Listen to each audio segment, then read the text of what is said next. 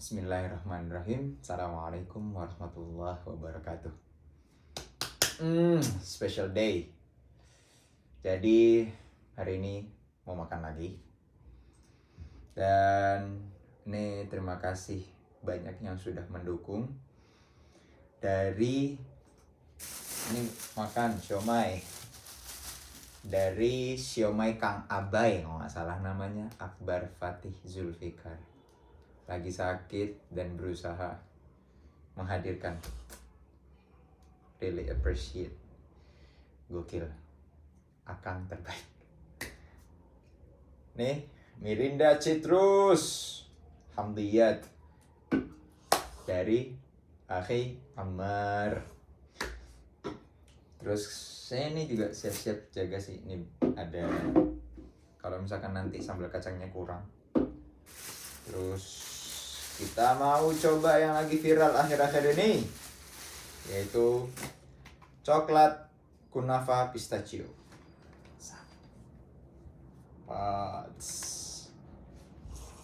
Main nih, nantilah gue kasih tahu kenapa alasannya gue pilih coklat ini.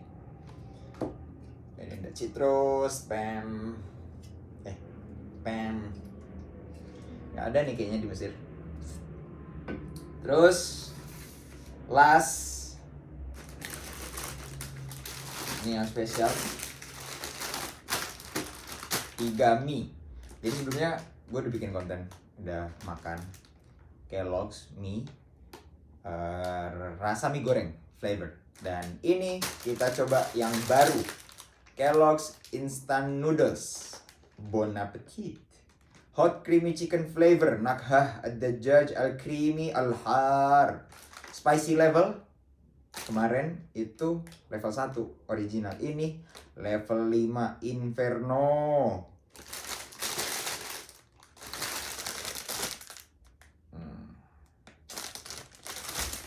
Cara masaknya 3 menit. Oke. Kita lihat isinya apa aja. Soalnya ini agak gede daripada yang sebelumnya. Wih.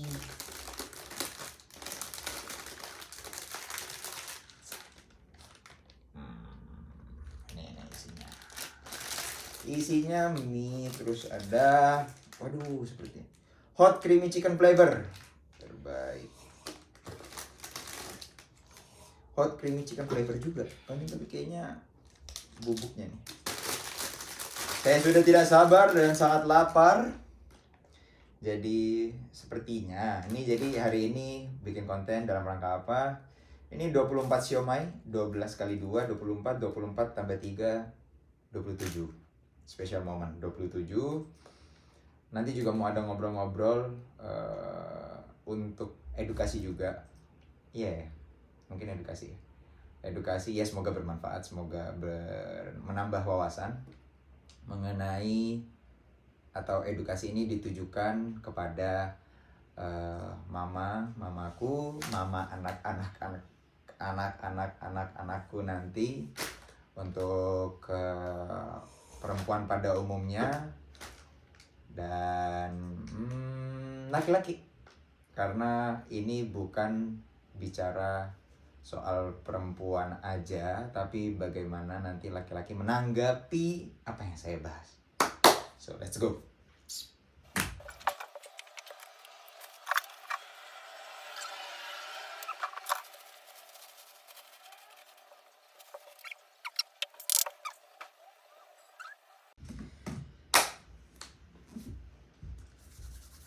Nabda bil basmalah. Allahumma barik lana fima razaqtana wa qina adzabannar. Kita cobain dulu nih. Inferno level 5. Wah. Kita cobain dulu ya. 3.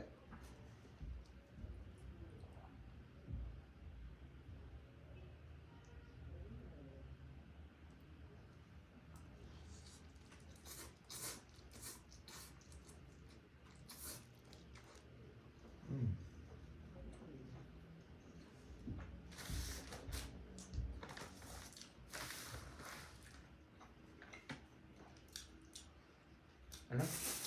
Enak.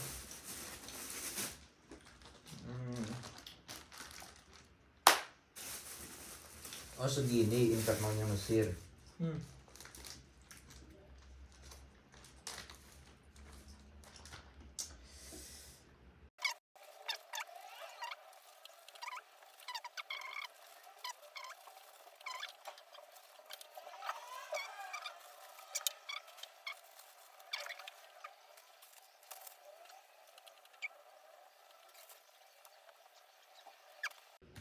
Itadakimasu.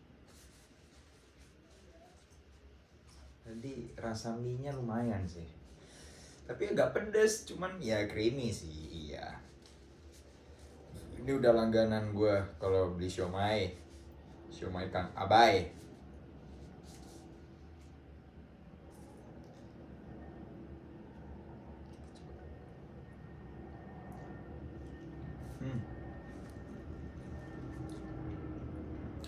Kita ngobrolnya habis ini lah ya. Kalau sambil makan gak enak ngobrol. Habisin dulu baru ngobrol.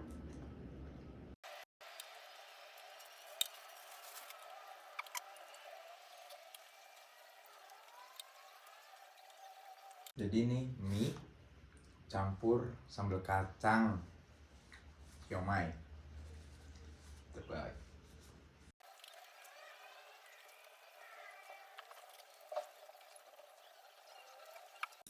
Mie Mesir, bumbu Indonesia. Bumbu kacang.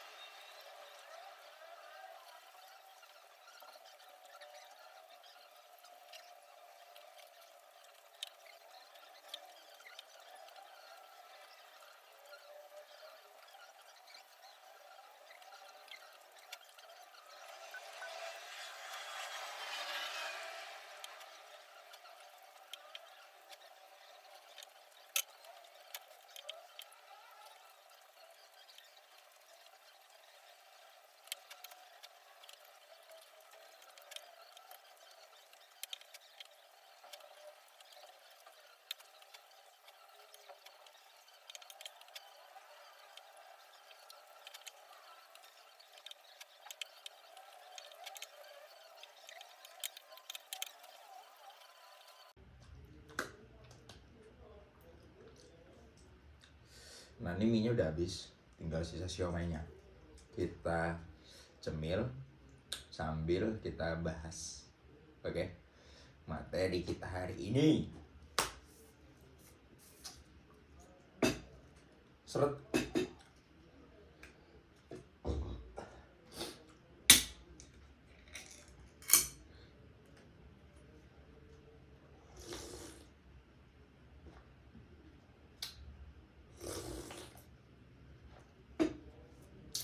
The best. Jadi kita mau bahas apa sih hari ini? Mau bahas soal halangan atau menstruasi. Oke? Kita sambil makan, sambil bahas. Jadi udah ada beberapa catatan gue ya. Nanti ya untuk memastikan benar atau tidaknya silahkan dicari sendiri juga dari referensi-referensi yang ada. Oke. Yang pertama,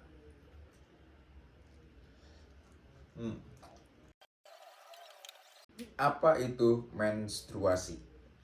Menstruasi adalah proses alami yang terjadi pada tubuh perempuan sebagai bagian dari siklus reproduksi. Oke. Kurang lebih penjelasannya seperti itu. Lalu, ciri-ciri menstruasi itu apa? Pertama, durasinya biasanya berlangsung antara 3 sampai 7 hari.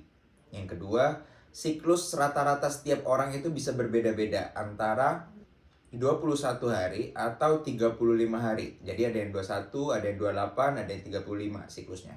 Maksudnya siklus menstruasi ini berarti apa? Keseluruhan prosesnya. bukan ketika menstruasinya aja ya, siklus. Nanti aku jelasin kenapa, apa bedanya siklus menstruasi, siklus reproduksi, dan seterusnya.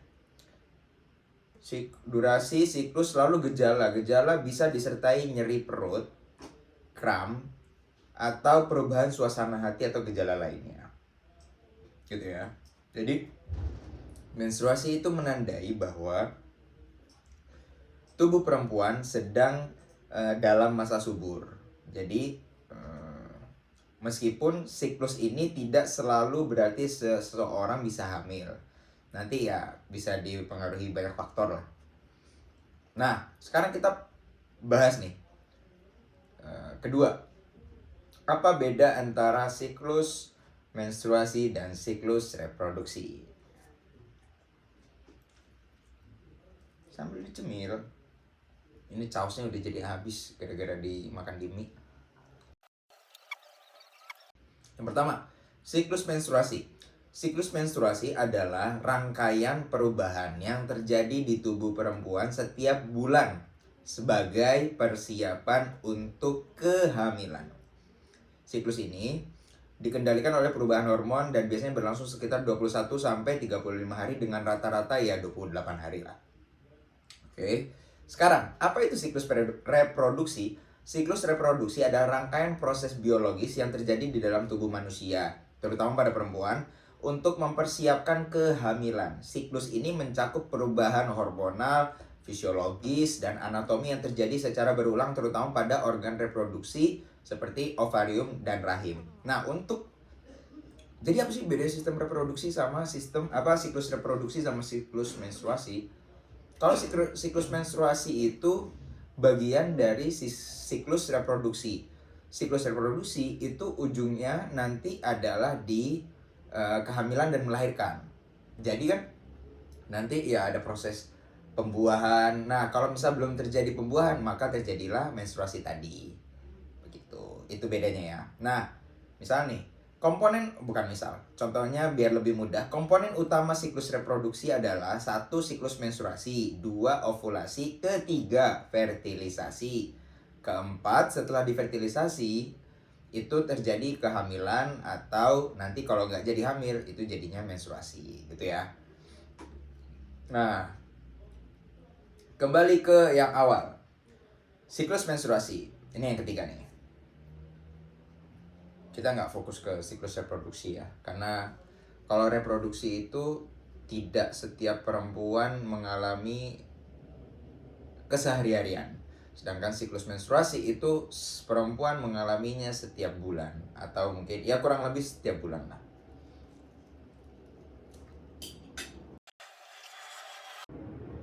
Nah, siklus menstruasi tadi rangkaian perubahan yang terjadi pada tubuh perempuan setiap bulan sebagai persiapan untuk kehamilan, itu ada fase-fasenya.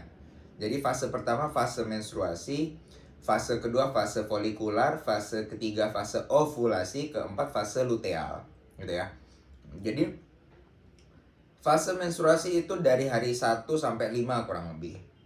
Fase folikular itu dari hari 1 sampai 13. Fase ovulasi itu hari ke-14 sampai ke hari ke-28. Nah, fase luteal hari ke-15 sampai 28. Nanti aku jelasin satu-satu di setiap fasenya dan baiknya perempuan seperti apa untuk menyikapi atau menanggapinya. Oke? Nah, mengapa siklus ini penting? Karena siklus menstruasi menunjukkan kesehatan reproduksi perempuan. Ketidakteraturan siklus seperti terlalu pendek atau terlalu panjang atau berhenti bisa mengindikasikan masalah kesehatan yang tertentu untuk ya butuh perhatian lebih lah, butuh konsultasi ke dokter, ke ahli. Tuh, next. Oke. Nah, kita masuk ke tadi di menstruasi ada 4 fase. Fase menstruasi, fase ovulasi, menstruasi, folikular, ovulasi, sama luteal. Nah, nih kita bahas satu-satu ya. Apa yang terjadi pada tubuh wanita di fase menstruasi? Yang pertama, luruhnya lapisan rahim atau endometrium kalau nggak salah namanya. Ya, inilah yang menjadi sumber darah yang mengalir itu karena meluruhnya lapisan atau dinding rahim. Kemudian 2, perubahan hormon, perubahan kadar hormon estrogen dan progesteron. Itu ada penurunan ketika masa menstruasi ini. Akhirnya karena dua hormon ini menurun, nanti akan terjadi mood swing atau perubahan mood seketika. Kemudian gejala fisik bisa jadi nyeri atau kram perut, kemudian ada nyeri punggung atau sakit kepala atau pembengkakan di payudara. Kemudian ada kelelahan, gangguan pencernaan ataupun perut kembung. Nah, perut kembung. Secara emosi, beberapa perempuan mengalami perubahan suasana hati, iritabilitas, atau merasa lebih sensitif. Lalu apa yang sebaiknya dilakukan oleh wanita di di fase menstruasi? Yang satu, mengelola nyeri dan ketidaknyamanan. Mengelola nyerinya gimana? Mungkin bisa pakai yang buat ada tempat yang bisa buat diisi air panas, nanti bisa ditaruh di daerah perut untuk mengurangi rasa kram. Kemudian bila dirasa udah berlebihan dan nggak kuat, udah nggak bisa ditahan rasa nyerinya itu atau rasa kramnya, bisa minum obat pereda nyeri sesuai dengan anjuran dokter dan sesuai dosis yang dikasih tahu sama dokternya. Oke. Yang kedua, tadi mengelola nyeri dan ketidaknyamanan. Yang kedua, menjaga kebersihan, mengganti pembalut, kemudian mencuci daerah kewanitaannya tanpa sabun-sabun atau bahan-bahan kimia. Terus istirahat yang cukup, olahraga ringan yang tidak berat, karena olahraga ringan itu bisa meningkatkan sirkulasi darah dan mengurangi rasa sakit. Kemudian makan makanan sehat. Sehat ini ya yang bergizi maksudnya. Seperti buah-buahan, kemudian sayur-sayuran, terus makanan yang mengandung tinggi zat besi juga untuk mengganti kehilangan darah. Kemudian menghindari makanan yang tinggi garam, terus kafein sama gula. Ya, nanti ini bisa memperparah terjadinya kembung atau makin gak enak suasana hatinya lah, jadi udah mood swing dan sebagainya, makin parah. Kemudian mengelola emosi dan stres. Jadi kita perlu melakukan perempuan yang mengalami hal tersebut ya relaksasi, atau yoga, atau misalkan ngobrol dengan orang yang dipercaya yang bisa menyetabilkan atau membantu meredakan emosi yang melunjak, gitu ya. Itu untuk masa-masa menstruasi dan proses dan apa yang harus dilakukan. So next, fase selanjutnya setelah fase menstruasi adalah fase folikular.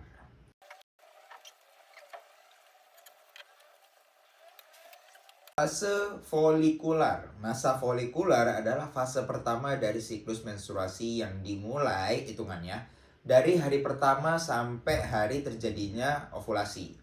Oke. Apa yang terjadi di masa folikular? Yang pertama adalah perubahan hormon. Perubahan hormon, pertumbuhan folikel, peningkatan energi, 4 regenerasi rahim. Jadi ada 4 hal yang terjadi ya. Perubahan hormon ini nanti karena jadi kan folikel ini masa folikular ini pelepasan sel telur tadi dari folikel. Nah, ketika folikel ini nanti hari pertama itu, maka langsung ada regenerasi di folikelnya itu. Nah, regenerasinya itu dirangsang oleh hormon follicle stimulating hormone, FSH, follicle stimulating hormone. Jadi ya hormon ini itu nanti menghasilkan estrogen dan juga nanti ada progesteron kalau nggak salah. Folikel ini menghasilkan hormon estrogen yang memicu penebalan kembali dinding rahim sebagai persiapan untuk kemungkinan hamil. Kemudian kedua, pertumbuhan folikel. Beberapa folikel di ovarium berkembang, tetapi kan sel telur ada 2 ya, ada 2 folikel. Nah, nanti akan salah satunya yang menjadi dominan dan siap melepaskan sel telur. Kemudian peningkatan energi, karena kadar hormon estrogen meningkat, maka tubuh terasa lebih ringan dan suasana hati membaik.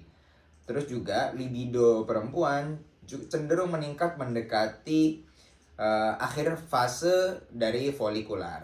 Oke. Kemudian 4, regenerasi rahim. Setelah lapisan rahim luruh semuanya selama masa menstruasi, nah nanti baru mulai penebalan lagi untuk persiapan kehamilan. Tuh. Jadi folikel beregenerasi bersamaan dengan saat itu penebalan dinding rahim. Jadi ya semuanya serba nyiapin untuk proses terjadinya pembuahan, intinya persiapan kehamilan lah. Gitu.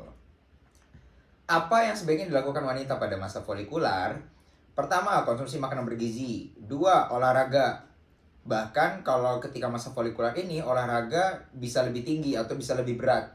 Gitu, karena badan dirasa nanti lebih energik, gitu ya.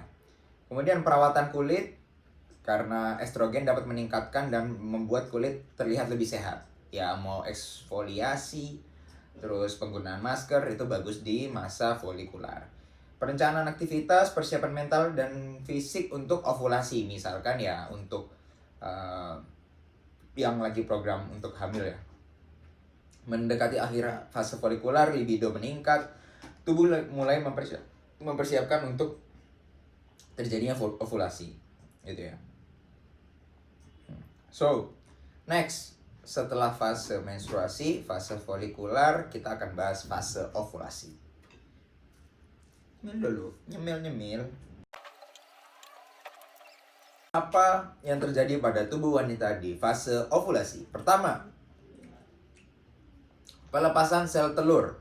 Kedua, perubahan lendir cervix. Ketiga, peningkatan suhu basal tubuh. 4, libido meningkat. 5, gejala lainnya bisa jadi yang nyeri ringan di salah satu sisi perut atau payudara terasa lebih sensitif. Itu ya. Oh, ya pelepasan sel telur. Berarti ini lagi puncak-puncaknya masa kesuburan, pelepasan sel telur. Pelepasan sel telur ke tuba falopi. Habis itu di tuba falopi dia akan bertahan selama 12-24 jam. Kemudian sel telurnya sudah ada di situ. Kemudian tadi perubahan lendir cervix ini jadi lebih elastis sehingga membuat sperma akan lebih mudah mencapai sel telurnya. Kemudian libido meningkat. Nah, ini tuh udah kayak sepaket tubuh itu merespon untuk persiapan kehamilan atau mempermudah proses kehamilan. Tuh. Oke. Nah, itu kalau terjadi ovulasi. Lalu ada istilah kata anovulasi, yaitu sel telur tidak mengalami ovulasi. Ketika seorang wanita tidak mengalami ovulasi itu disebut anovulasi, yaitu tidak ada sel telur yang dilepaskan dari ovarium gitu. Ya, ketika itu ya berarti wanita itu sedang tidak subur. Penyebabnya banyak, ketidakseimbangan hormon, faktor gaya hidup atau usia dan menopause, atau penyakit atau obat-obatan. Nah, itu masa ovulasi fase. Jadi kita udah bahas 3 nih. Fase menstruasi, fase folikular, dan fase ovulasi. Kita akan bahas fase luteal yang terakhir. Penyebutannya benar gak sih luteal? Tulisannya gitu sih.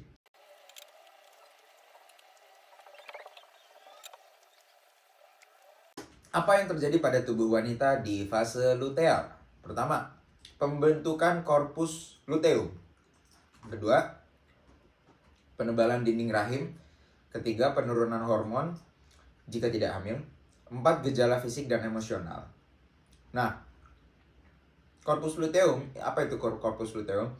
Jadi, kan tadi ovulasi ya, sel telur udah berangkat ke tuba falopi. Nah, folikelnya itu berubah menjadi sebutannya korpus luteum.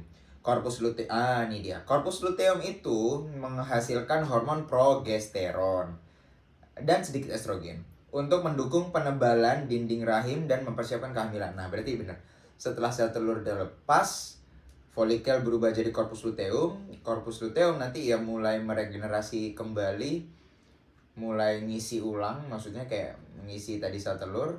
Nah, di saat yang bersamaan hormon progesteron keluar. Hormon progesteron keluar, dinding rahim mulai menebal lagi. Nah, penebalan dinding rahim, progesteron memicu dinding rahim atau endometrium menjadi lebih tebal dan kaya nutrisi untuk mendukung implantasi jika sel telur tadi yang udah sampai dibuahi. Yang ketiga, penurunan hormon jika tidak hamil. Jika tidak ada pembuahan, korpus luteum akan menyusut dan kadar progesteron serta estrogen menurun.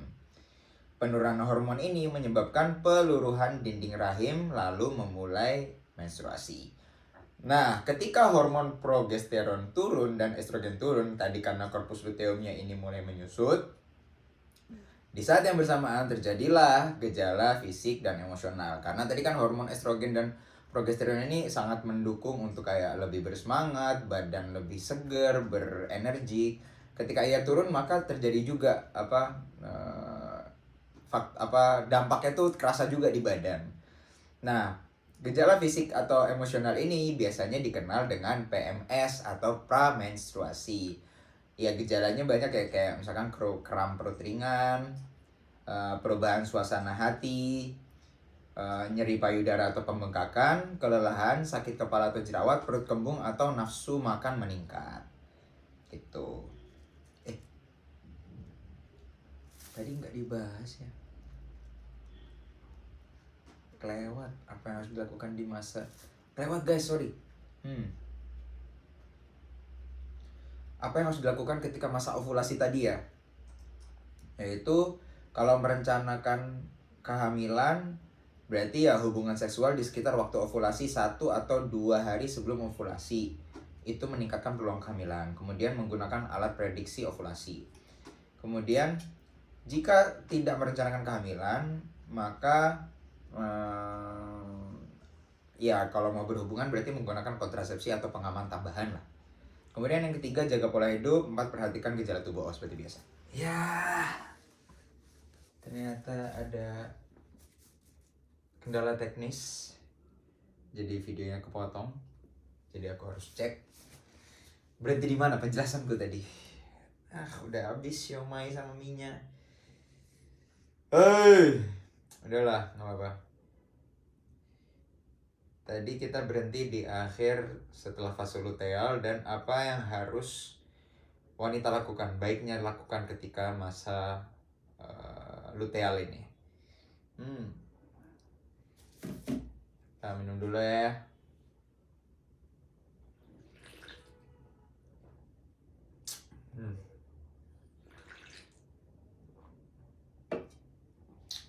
Untuk memperbaiki mood, mari kita makan coklat. Kenapa pilih ini daripada yang lain? Karena yang lain di ingredients-nya yang pertama kali disebut adalah sugar. Satunya lagi ada cocoa butter di merek lain. Yang ini ingredients pertama, raw chocolate, kunafa, butter, flour, sama chocolate mix. Intinya yang pertama kali disebut sudah langsung raw chocolate. Gitu. Let's try. Aduh ya Allah. Untung tadi waktu record ada temen gue di situ yang ngelihat kok gelap. Wah, ternyata stop recordingnya. Waduh, gimana nih makannya? Potek. Oh. Udah lembut.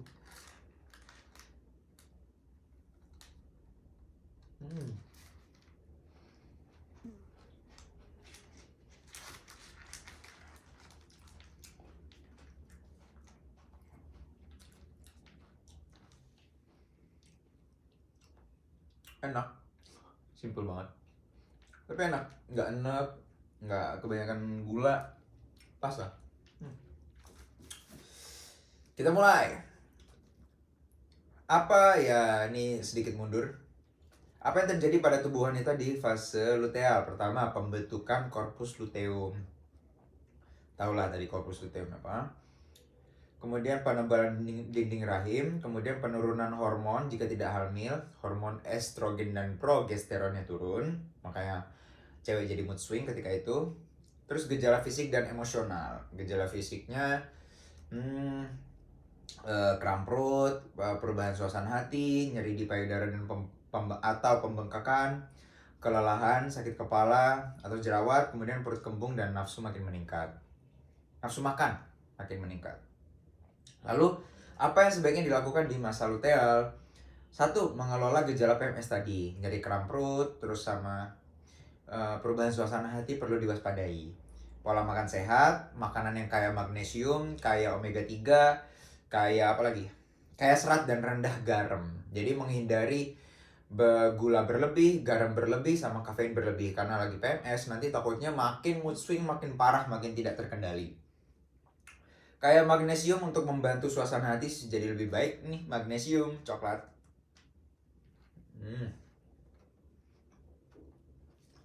Makanan tinggi omega itu untuk mencegah mengurangi inflamasi.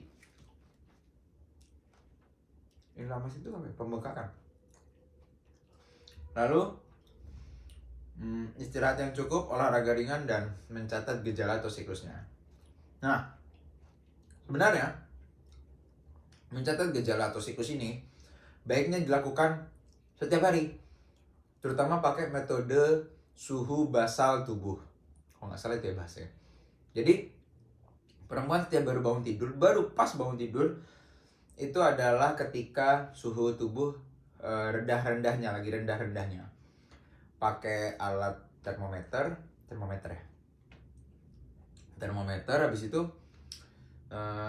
dicatat tuh berapa setiap harinya. Nah, ketika nanti mulai masuk masa ovulasi, itu akan ada penaikan antara 0,3 derajat sampai 0,5. Nah, buat apa nge-track kayak gini? Biar ketahuan nanti gejalanya itu siklus menstruasinya itu berapa hari? Yang 21 kah? Atau yang 28? Apa yang 35? Nah, nanti kan jadi ketahuan tuh.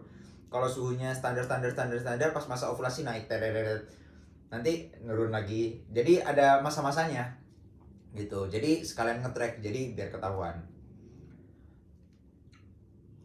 Nah, sekarang kita bahas apa itu hormon progesteron dan apa itu hormon estrogen. Simpelnya, hormon progesteron adalah hormon steroid yang memainkan peran penting dalam sistem reproduksi wanita, terutama dalam mendukung kehamilan. Hormon ini juga memiliki fungsi di luar reproduksi, seperti menjaga kesehatan tulang, keseimbangan hormon, dan lainnya.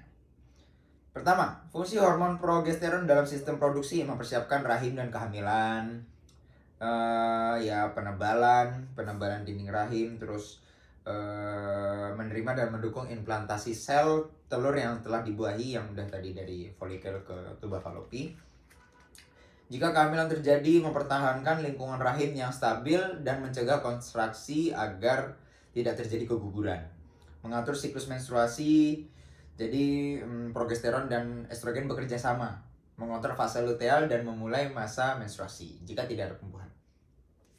Fungsi lain di tubuh mengatur suasana hati, mempengaruhi metabolisme, dan menjaga kesehatan tulang. Itu progesteron. Sumber produksi progesteron itu di ovarium, plasenta, kelenjar adrenal, dan pada laki-laki itu ada juga di testis gitu. Kemudian, apa itu hormon estrogen? Bentar, nyemil dulu. Apa itu hormon estrogen? Hormon estrogen adalah hormon steroid utama dalam tubuh wanita yang berperan penting dalam perkembangan dan fungsi sistem reproduksi. Meskipun dominan pada wanita, estrogen juga ditemukan dalam tubuh pria dalam jumlah kecil dan memiliki peran penting di sana. Nih, pada wanita perannya apa? Fungsinya perkembangan seksual, mengatur perkembangan organ reproduksi wanita, memicu perkembangan karakteristik seksual sekunder seperti payudara dan distribusi lemak tubuh. Mengatur siklus menstruasi, mendukung kehamilan, kesehatan tulang dan jantung. Pada pria, nih, fungsi estrogen pada pria mempengaruhi fungsi reproduksi atau membantu maturasi sperma, kematangan, dan keseimbangan hormon testosteron. Kesehatan tulang, seperti pada wanita, estrogen membantu menjaga kesehatan tulang pada pria. Tempat produksi atau sumber estrogen pada wanita itu di 1. Ovarium, plasenta, kelenjar adrenal atau jaringan lemak. Nih, setelah menopause, jaringan lemak menjadi sumber estrogen utama pada perempuan. Fun fact. Pada pria, 1. Testis menghasilkan estrogen dalam jumlah kecil. 2. Kelenjar adrenal dan jaringan lemak.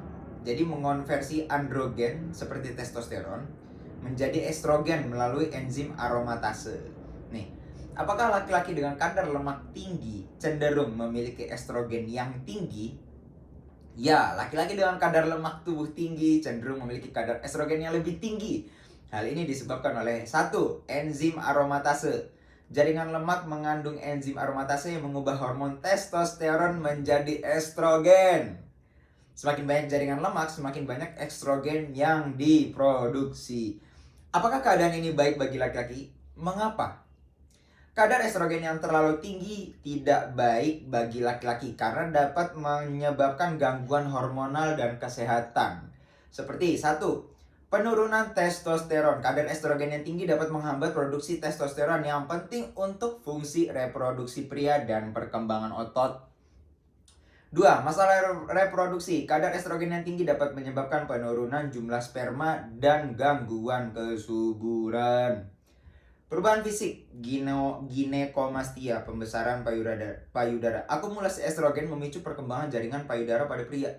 Penumpukan lemak, distribusi lemak tubuh menjadi lebih seperti pola wanita seperti di menjadi lebih seperti pola wanita seperti di pinggul atau dada. Oh iya.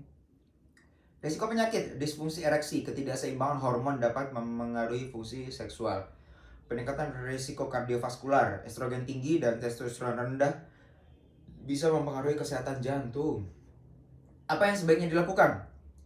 Jika pria memiliki kadar lemak tubuh tinggi dan mengalami tanda-tanda kadar estrogen tinggi, langkah berikut dapat membantu. 1. Menurunkan berat badan. Penurunan berat badan dapat mengurangi jaringan lemak dan produksi estrogen dari aromatase.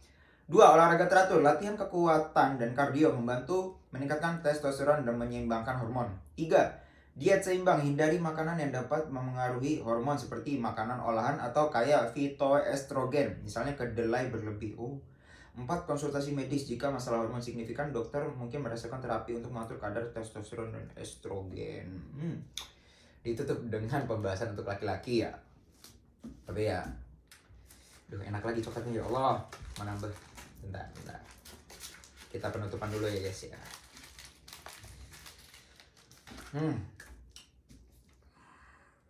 Jadi kenapa mau bahas siklus menstruasi? Karena setiap perempuan itu selalu berada di yang masih mengalami menstruasi ya, selalu berada di dalam siklus menstruasi itu gitu loh. Gak akan pernah lepas kecuali siklus reproduksi. Itu kan nggak semua perempuan berada di situ. Bisa jadi dia nanti nggak menjadi nggak hamil, ya nggak selesai siklus reproduksinya. Sedangkan siklus menstruasi itu hampir dialami setiap perempuan. Dan ini untuk mengedukasi perempuan dan laki-laki ya. Perempuan mungkin ada yang nggak tahu. Nah, perempuan aja yang mengalami setiap saat aja nggak tahu, apalagi laki-laki. Lalu bagaimana laki-lakinya mau memahami perempuan gitu loh? Ya saling memahami. Yang perempuan lebih memahami fase atau siklus menstruasi ini sehingga lebih mengenal dirinya, lebih tahu apa yang terjadi dengan dirinya, dan laki-laki dibantu untuk diedukasi. Akhirnya laki-laki tahu harus ngapain dia ketika ukhti, ummihi, zaujatihi itu sedang terjadi sesuatu gitu. Jadi laki-laki tahu harus bersikap atau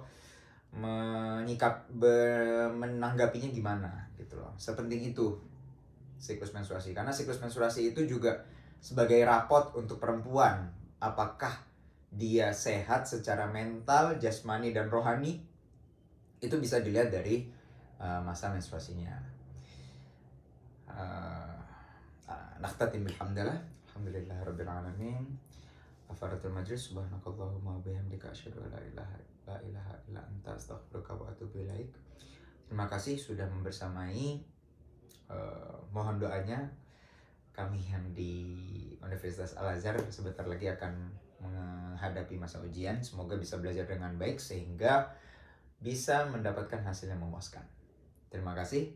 Assalamualaikum warahmatullahi wabarakatuh.